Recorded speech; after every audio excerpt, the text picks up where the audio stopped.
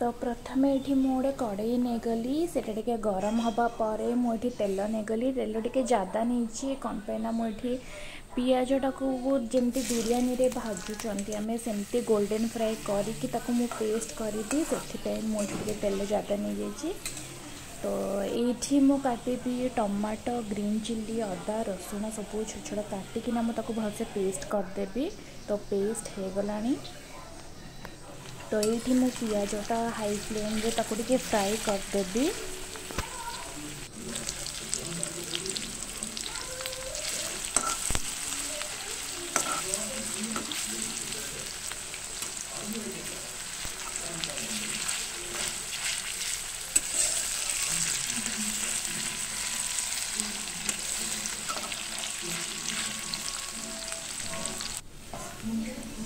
हो गलानी almost fry. तो या बाहर करदेवी। एबे से तेल रे मु नेबी दालचीनी गुजराती गोलमरीच आ लवंग। तो आप चाहिए तेजपत्र नहीं पारे। ये गोटे स्पून मु जीरा नहीं कि भलसे भाजीदेवी। ये मुझे टमाटो पेस्टा पकईदेवी पकईकी बहुत भल भाव भाजी। तापर जी स्पाइसेस सबू से ऐड करी जमीक हलदी गुंड लंका गुंड धनिया गुंड और जीरा जेहेतु मुझे तो अल्प टिके मु बस जीरा नेबी जीरा गुंड। तो यहाँ बहुत भल भाव मु मिसईदेवी सबू।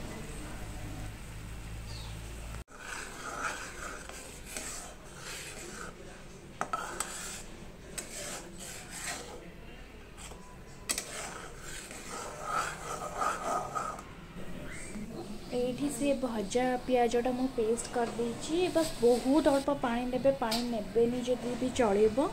से पेस्टा मु तैयारी करदेवी। आपन चाहिए नॉर्मल कंचा पियाज को पके पारिबे। तो से पेस्टा देखी मैं बहुत भल भाव एटा मिसेबी।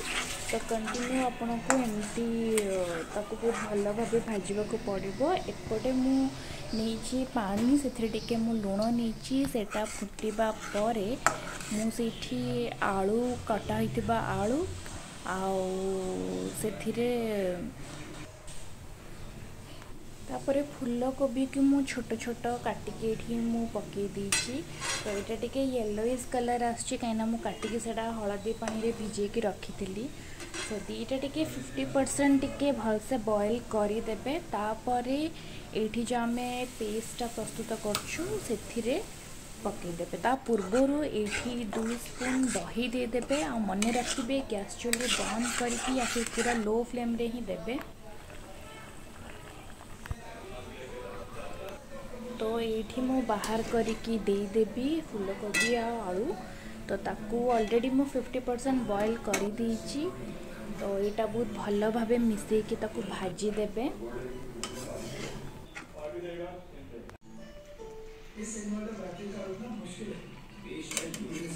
ताकू भल भाव भाजिकी टिके पानी देदेवे जितकी आपन को ग्रेवी दरकार। तापर आपन स्वाद अनुसार लुण देदेवे। आको घोड़े की बहुत भल भाव ताकू भाजी देबे।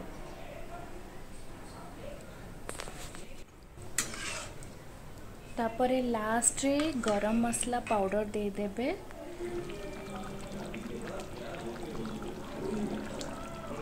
तो बे आमर प्रस्तुत हो सारी।